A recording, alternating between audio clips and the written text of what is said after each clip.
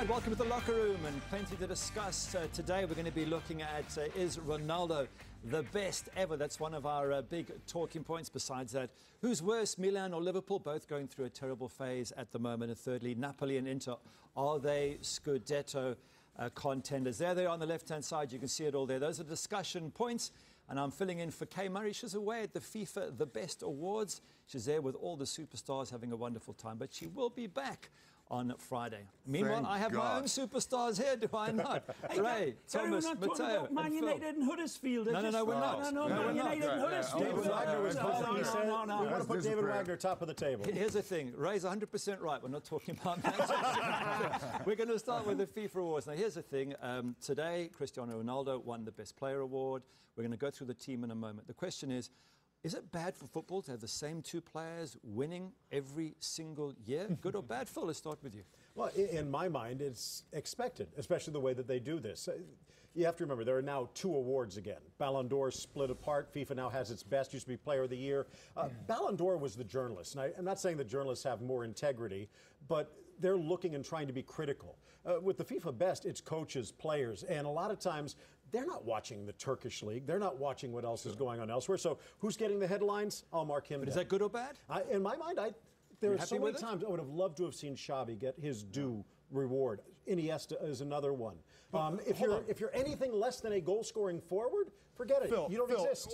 The best player means the MVP, right? Which player, when you take out of the team, is the most influential loss? You're telling me that in any given season, you're going to pick a defender over Messi or Ronaldo. That's the thing. If you take Messi out of Barcelona, which player on Barcelona would hurt that team with the absence more than Messi? In my mind, there's an argument that you take Busquets out, and Barcelona is a worse team than if you take Messi. I want to see the journalist that goes with Busquets over Messi.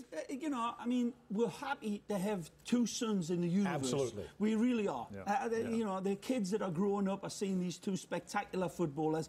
They're apples and oranges as actual footballers, in my eyes. They're different elements about their makeup as players, how they score their goals. And that's why when one doesn't win, the other one's second. When the other one wins, the other one's second. So it's amazing. We are so privileged to watch these two super footballers. And as many as other great players that are in the world, from Real Madrid, Keylor Navas, Sergio Ramos, Marcelo, but these players could have got them, but nobody eclipses the Dark Invader. We should just cherish this, all right? They'll become human in a few years, and there will be another crop going on as well.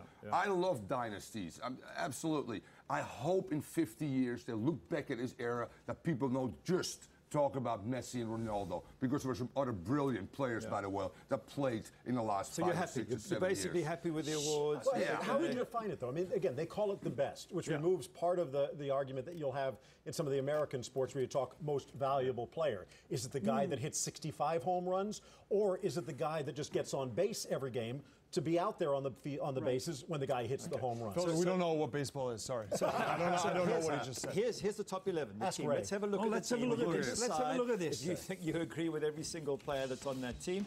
In goals, Buffon, should it be Keylor Navas? No. No? Okay. Buffon happy. Buffon I'd be happy with. Ramos, Bonucci. Bonucci's the one that sticks out like a sore thumb right now. Right now. There's something else that sticks out. Every one of these players are on beIN Sports every week. What about that? Everyone. Best football here. On beIN Sports. They're not in any of the other places, people. You want to see the best? beIN Sports has got it. I'm going to be a little blasphemous here, though, because there's one guy out there I love and love to watch him play. If I'm, just like we talk about Pep Guardiola sitting there with his remote control, Iniesta is the one that I'm going back and forth. How did he do that? He shouldn't be out there, though. He played half a season under Luis Enrique on the bench. Okay. Now under Valverde, he's getting back out there. But in my mind, what we saw from Isco last year, what we see from Modric as well, I think a little bit better than Iniesta, although he might be back. Okay, so here's the thing. We're talking about things that have gone well, players have had a great season. Let's move on to not so good. Milan and Liverpool, two huge clubs. Go on, Matteo. Go on, Matteo. So Milan, teardrops the size of pineapple chunks running down his face. He loves his Milan more than he loves his mama. Listen, it has to be Milan. To me, Liverpool have to play tougher teams as a whole. The bottom of the Premier League, in my eyes, is tougher than the Serie A. The teams have more money because of all the TV rights deal. Crystal Palace can spend $30 million when Benevento isn't even worth $2 million as an entire squad. So you have doormats in Serie A. This Milan right now could go down as the biggest, the most colossal disappointment in the history. And they've already gone down to Serie B twice, by the way. Montella to go? No, I would still keep him. What's it going to do to bring in someone like Gennaro Gattuso from the youth team, who is just someone who motivates, who isn't the most tactically astute manager? To get rid of Montella now, I think it just gets worse from now. He's had 11 new starters. Which manager with 11 new players coming in could have really turned this team right away in 2 months? That's Milan. What about Liverpool? Klopp, should he be fired? Not fired, but he's got to take a lot of responsibility for what's happening right now. As a coach, is he a good defensive coach, Thomas? Because he keeps on buying forwards. He needs a goalkeeper, central defender. Worst defense now in 53 years for Liverpool. Well done, Ray Hudson. You know, the good thing is he's had Ronald Koeman to defend him a little bit. I mean, Lovren, which I love, was I mean, terrible. Absolutely terrible. And we all were big Jurgen Klopp on the bandwagon, loved his energy. I still do. Love I love him, but he's got a function of his defensive absolutely situations. right. You got a question. You cannot throw it away. They've got the 2 cup finals last year, lost one of them on penalties. They were 4th last year. So it's too early to get him out, but he needs to start coaching, and he needs to start coaching, and I can't believe I'm saying this, defensively. He's got to. So big pressure for him and massive pressure for Montella, or you think he's still got plenty time? He's going... So if he drops points against Cable, I think he's out. But I don't know if it's the right decision. If it was Berlusconi, would he be on the hot seat even more? Oh, no, he would have already been fired, I think. Can I add one thing real quick? To me, what's going to be big, Bonucci's red card, not playing, what is it in Serie A, 1 or 2 games? Two. And it's let's say they keep the 0 twice. Good point. Is he going to bring Bonucci, the captain, that sets a bad example, by the way, and has been poor as a defender? If he starts him after 2 games, he's giving away his captaincy. He's got to go. What would you do? Start the 11 that's done well for me the last 2 games, Ray. I think you bring him back. I think you bring him back. You want your better players back in the team. So, but then he's untouchable. He's untouchable because of reputation. Because he's been the worst defender in the league, right? Maybe seeing his team, if they do win these next 2 games, maybe he feels it even more to respond. That's what I would do. Talking of untouchables, got to move on to Neymar. Question for you. He was hacked to pieces by Marseille. Do you think top players like that should be protected because they get hunted by the entire opposition, and you saw what happened. It was disgraceful. Absolutely, to a point, and we've seen it in South America as well. If you're a great player that can embarrass people, you tend to get a bullseye on your back. Sometimes he draws the bullseye on his own back, though. Sometimes he's his own worst enemy. But it's up to the referee. And so many times we talk about this. One of the things that stands out to me about Lionel Messi is you practically have to get a sledgehammer to bring him down. Respect. But you know what? Not everyone has that. You take a look at Neymar, how many times he gets hacked. He's got to protect himself if the referee's not And what going about that embarrassing flop by Ocampos? He hardly even touched him. This entire game, Phil, he was getting chipped behind. They were stuck in the elbow. They constantly nipped at his heels after he had already released the ball. So after 90 minutes, he was frustrated, and it's really too bad to see because the referee, I don't think, did enough to make sure that wouldn't continue throughout the game. Shouldn't he control his emotions more? Right, he's always been an antagonist with the ball, and like Matthew says, he goads players a lot of times because he's got 10 times the skill and ability of all the other hatchet men that come after him. But he's faced it up in the South American World Cup qualifiers that we've done, Phil. He's a hard player. I mean, he is. It's the same with Bestie. You'd see players chipping away at George all the time, and he would take it and stuff. This guy's got to get it in his focus, I think, Thomas, that he's got to expect this and really react to it a lot more maturely. And I think Messi actually is a great example. Talking about a guy that gets hacked for the last 10 years, gets up and moves on. Interesting part. First year in MLS. Head referee comes in. All coaches are there present and say, you know what? We're going to protect all the DPs. And we all went, what does that mean? Fast forward, Rocky, tell the story in the playoffs when you were there. Landon Donovan got a little bit protected by my team, and it was they were told us, you know, in the aftermath of the game that they were being too chippy on him. My players never went out to kick players at all, but the perception was that they were The skilled players are going to get extra protection. And, hey, listen, it's changed over the years, over the decades. I remember Pele in 1966, before you guys were born, getting absolutely hatcheted at the back. And they cleaned the game up. They cleaned it up. And it's a good thing. The skilled players do need protection. But Thomas is right. With Messi's situation, he gets as much as anybody, probably more. But the way he handles it, I think, is an example. Take a look at Neymar in Brazil. He has Casemiro behind him. We talked about this with Christian Pulisic. For PSG, they don't really have someone out there that's going to say, hey, you know what? If you're hitting ours, we're going to take yours out. That's where the referee comes in. He must protect. Anyway, enough of that discussion. I'd just say, look after these great players, please. After the break, we'll be chatting about Barcelona. Do they get favoritism from the referee or just bad decisions? And if we get time, we'll chat about Napoli and Valencia.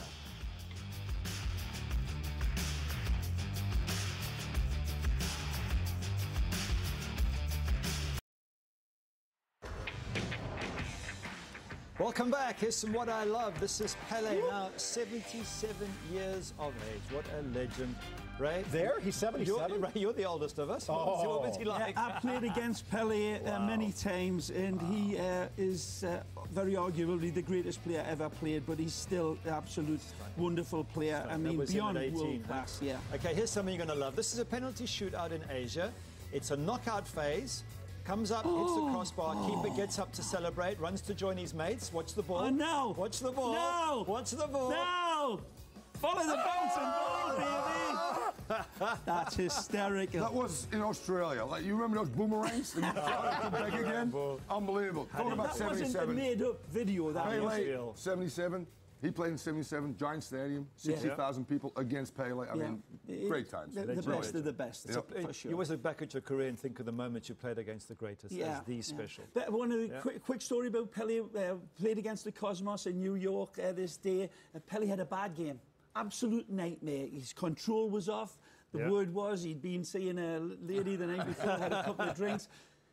We got beat 3-0. Pele scored the 3. Happy birthday, Pele. Edson de Nascimento. Absolutely, but talking of great players, we've got a great teams. Barcelona in wonderful form at the moment. But here's the question. Their first goal, was it over the line, the ball from Digne to De La Feo? And if so, is it the ref just turning a blind eye? Should there be VAR?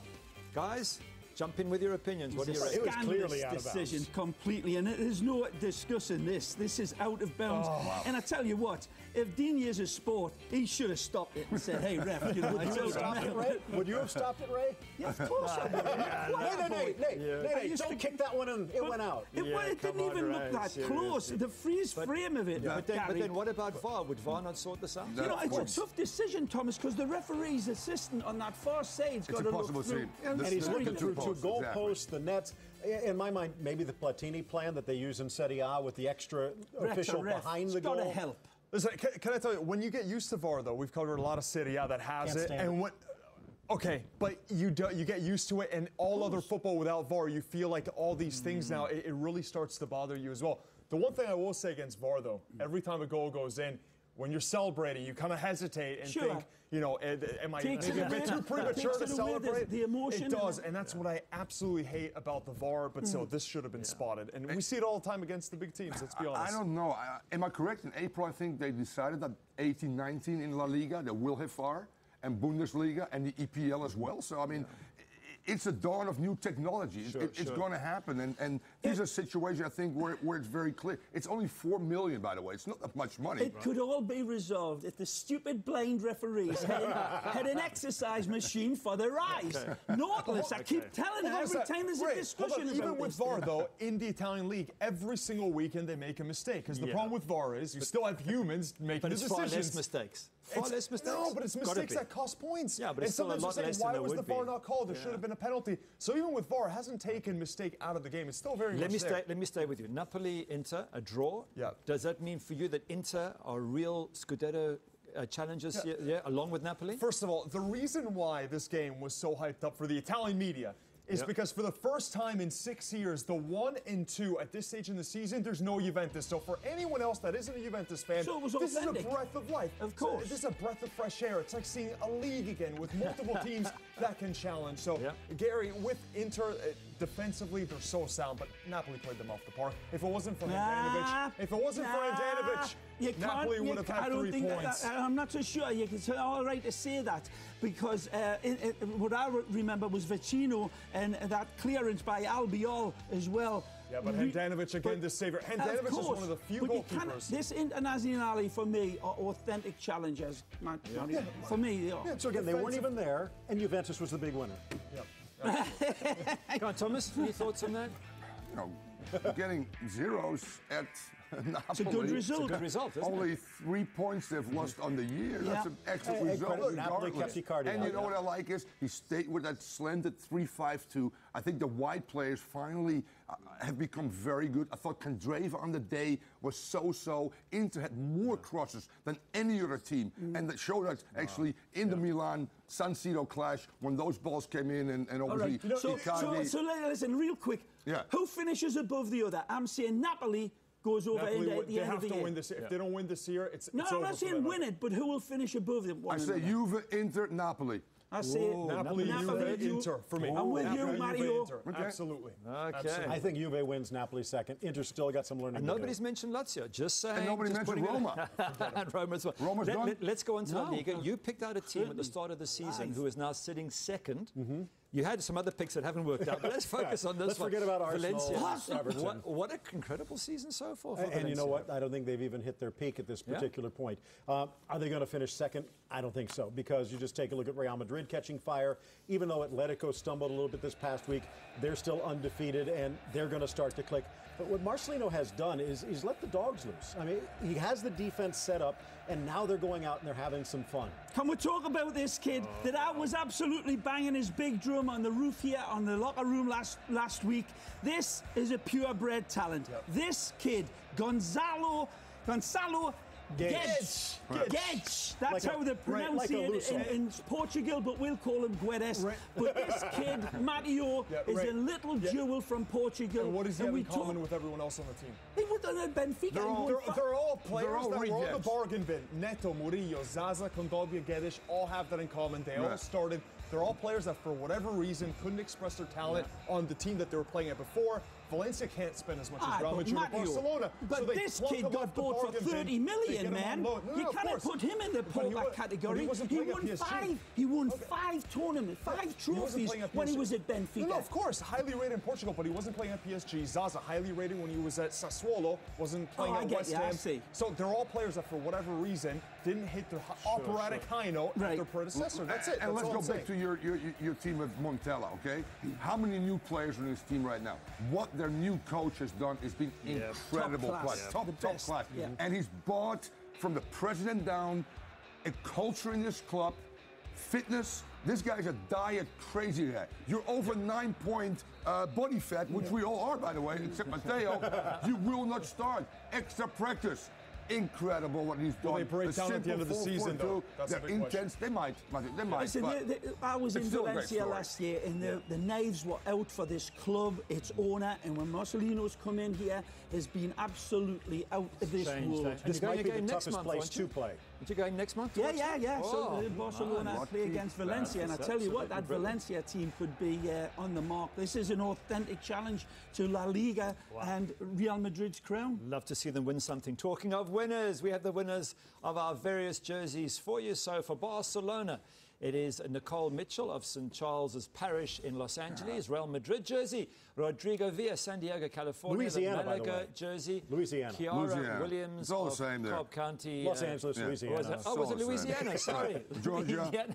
Cobb County, that is Georgia, am I right? Yeah, that's Georgia. And A-Bar Also the jersey same. winner is Steve Maddox, Burlington in Canada. So well done, guys. Hope you enjoy your shirts. beInsports.com, La Liga experience. Get onto that. You might get that chance to go and watch Valencia up against Barcelona, which, as Ray says, it could be 2 undefeated teams by the time they meet next month. Right, don't go anywhere. Top goals coming after the break. You don't want to miss this.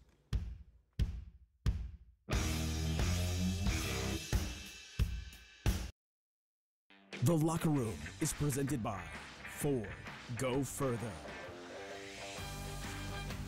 Welcome back to the Ford Top 5 Goals, and let's get straight into them. There are some cracking goals. We start with Mateo. You have Gonzalo Guedes from Valencia. Yeah, I'm going to say Guedes instead of Gage, so people understand what I'm saying. Look at him. He cuts inside on his right foot, puts the defender on his backside, top corner. Brilliant. What a player. What a revelation. Now that he's getting consistent time like he wasn't under Unai Emery, a brilliant striker. One of the reasons why Valencia is flying in La Liga. And that's on fluid. Right, Ray, you're up next. Marcelo, what a goal this was. Well, he comes in off the bench, and Modric starts this wonderful hocus-pocus there, but that was only the start of it. Beautiful from Big Ben's, cutting in here, sees his player, checks, another back heel, another give and go. Marcelo, one bulge of his beautiful big Brazilian eyes. Marcelo, magisterial, and a wonderful team goal at Real Madrid at their best.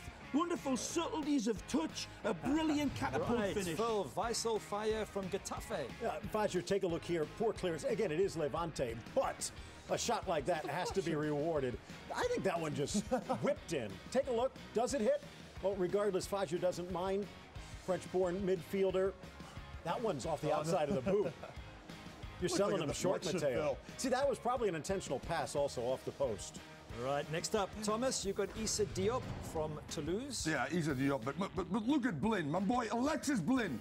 Whoop, right there you go. And then the simple header. But Blin is the man right there. Talking about, you know what, this is all fine and all, but there's actually a conveyor belt in France that creates a Diop again. Every year, a Diop comes out. Yeah, you know that. There we go. What? Whoop, Blin, thanks for coming. Nice little header.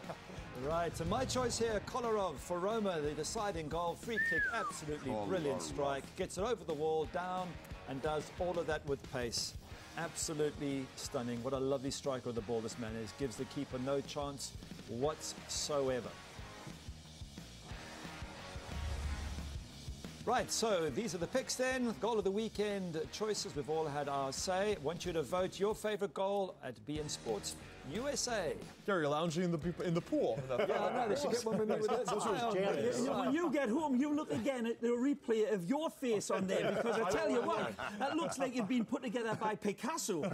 I mean, it's like a Picasso painting that Mario picture. So is it that's a compliment? Like this, he just... No. I tell you what, someone who looked like that all weekend was someone who had a big party on, and we want to put out a tweet from Thomas Rongen because he was at a very special event this weekend. And Thomas, talk us through why this was so special for you. This is a building that was built in '61 that Ray Bowles and I played in, and also the Fortune 2 coaching as well. This club has been the best club in MLS, DC United, and it was wonderful to be there with the great former players, including Stoichkov, Marco Echeverri, Jaime Moreno. I walked down that tunnel, Ray, you know, that dim tunnel, and then you see the light because a field is coming up to you. Absolutely brilliant, iconic cathedral of that place. And then RFK's daughter gave us some really nice. And you paid a tribute with good parties, I hope? Wherever Thomas goes, there's a party. All right. That's about it. Great to have been with you. Kay is back from the FIFA Awards. She'll be with you for the locker room on Friday. Thanks for being with us. Thanks to the guys here. It's been a wonderful time. Thank you. Don't forget to vote Diop. Please vote for Diop. Good. The Locker Room was presented by Ford. Go further.